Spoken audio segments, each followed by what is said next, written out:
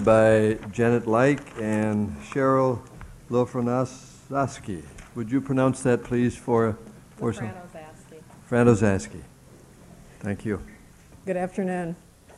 It's a particular pleasure to be involved with the Ford Foundation again, after having gone to graduate school on a Ford Foundation grant myself many years ago. The Mercury Management Plan in Hennepin County is part of a broad program really to limit the introduction of metals, particularly mercury, into the environment through waste products. Hennepin County became involved with managing waste, started planning for it in the late 70s, and by 1980, the legislature had directed counties to develop waste management methods other than landfilling and to institute those systems. Hennepin County developed 2 waste-to-energy plants which combust waste rather than coal and produce enough electricity to serve 35,000 homes a year. Now, in doing this planning, it was necessary for us to look at the components of the waste stream so we knew really what we were dealing with. And being aware that in municipal waste you have lead, cadmium, and mercury, to name the 3 most difficult metals to deal with. Mercury is a naturally occurring element found in soil, water, and air, and it is very easily absorbed by mammals. It's toxic to mammals, and it bioaccumulates in fish.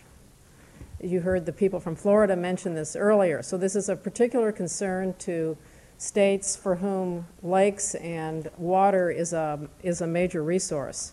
Minnesota, of course, is part of the Great Lakes Basin, and we're very concerned about the accumulation of mercury in fish. We have annual fish advisories, which are done for the state, and they routinely show that approximately 94% of the lakes tested annually warrant a public health warning for the consumption of fish due to the mercury contamination of the fish. I mentioned that the waste in Hennepin County is converted to energy if it has not been recycled or composted. So in developing this comprehensive plan, we looked at mercury emissions from the power plant. And we installed the first commercial application in the United States of a carbon injection system to the plant to control mercury emissions. And this technology has worked very well. We test the mercury at the inlet to the pollution control system and at the outlet, and have reduced the amount of mercury at the outlet by over 90%. This then is the way we control the mercury, which in fact ends up in the waste stream, and we deal with it when it comes to our power plant. More significantly are the programs which collect the mercury before it gets into the waste stream, which Cheryl will explain.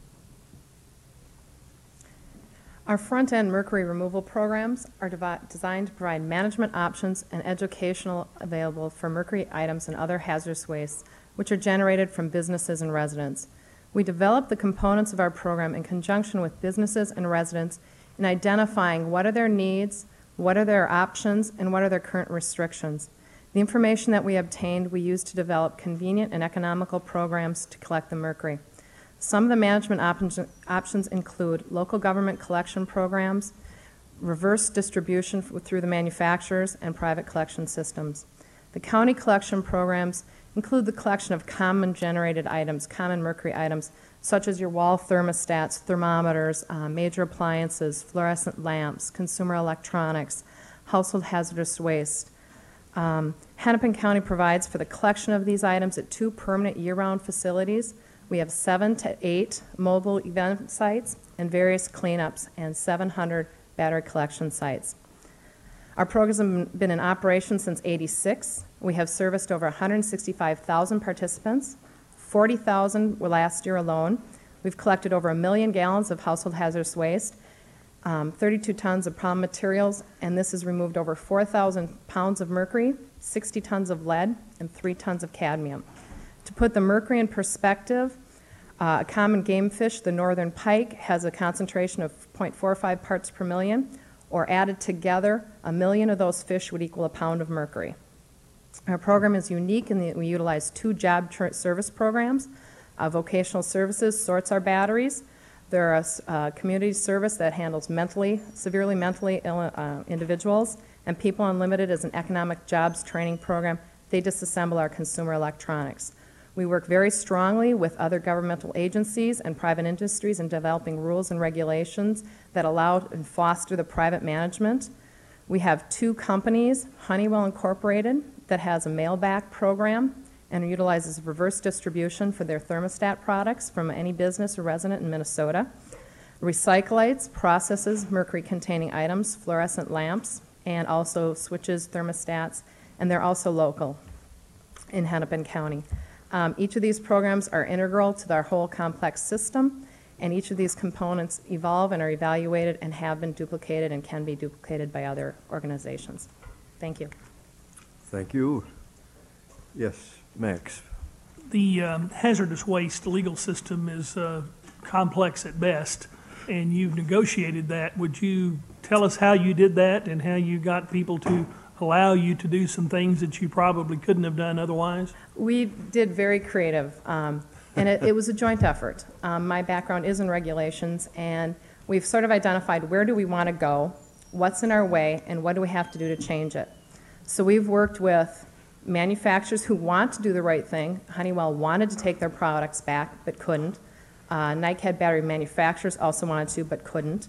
What we did is we devised a set of rules that doesn't compromise our environment, and yet relaxes that each little electrical shop doesn't have to do a manifest and have an EPA ID number. What they can do is put it in a box, or when they pick up a new one, drop off the old one.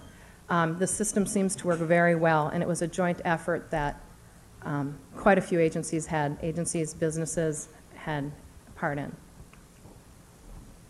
Any further questions? I've got one follow-up, Yes. but I didn't want to. Along that line, is that if I were to come to you from the state of Texas, could you walk me through how I might negotiate those same barriers? Because it seems to me that's a Yes. threshold that's very critical. Yes, and we are doing that. Monday when we return, we have EPA coming, plus Florida and California and New Jersey to look specifically at that aspect of our program. We were given a 2-year pilot before the universal waste rules came in. That 2-year pilot has been extended another 2 years, and this is the point where we're evaluating our system, and so far we've seen just positive results on it. Yes, Antonio. Evolving. Where will it go next?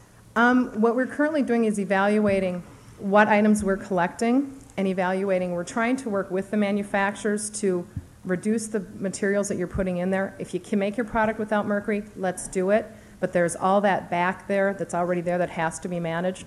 So if you can't remove it, let's work in collecting it together, process it correctly, and we're evaluating what we're collecting. Hopefully someday we won't have to manage your alkaline batteries that are completely everywhere. But at this point, they're still high mercury. So we do manage those. Latex paint has been successful. In '91, they no longer added mercury as a fungicide. So that's the direction that we're going. With the volume that's currently out there, though, I think we'll be around collecting for a while. We have a couple of seconds left. David, did you? I'm most struck by the fact that you turned to a couple of nonprofit groups to put people to work who are disadvantaged, and I'm curious how that experience has worked out for you. It's been a challenging and wonderful experience. If I had more time, I would have expanded. We use 2 shops. One is service mentally disabled, and they sort our batteries for us, and it works very well. They're really good at repetitive tasks. It gives them a sense of accomplishment, and they also feel really good about doing something positive for the environment. So that was our battery collection program, and that agency is part of the county. The other one that we use is People Unlimited. They hire inner city, economically disadvantaged, and we work to give them job training skills. Show up for work on time. Let's get a positive attitude about work. This is something that you're contributing to. That program is designed to turn people out of the system, get them a permanent job. So this has been a real good program in that it gives them something that they feel they're accomplishing. They're learning some skills that take them on to another portion. We're also having them, we have like 4 of them that drive vehicles for us, commercial vehicles that pick up our batteries and pick up consumer electronics, and it's giving them social interaction with people that they probably wouldn't be. They're going into retail establishments, they're going into government buildings, and they have to interact with people that are normally out of their social realm. So they've learned, it's been a win-win situation. We've gotten good service, and we've been providing funding. And you let them manage the people? Or would you They not try to manage the it directly? people, we manage the environmental aspects. So we control, like, where the material is going, it's our contract, we pay for it. We make sure we're in compliance with all the environmental regulations, the paperwork, the whole world. The next question from Luis. What was the most difficult challenge in getting the program started? No one had done it before. The consumer electronics program probably was the most difficult. When they said we were going to collect this one, I thought, okay, let's call around and see what people are doing. No one was doing it. So that was the most creative for my aspect, was how are we going to collect it? How are we going to make it work? What are we going to do with it once we get it? And for me, working with a social organization was a new experience in that detail of a position. Rewarding, challenging, never boring. Thank you. Our time is just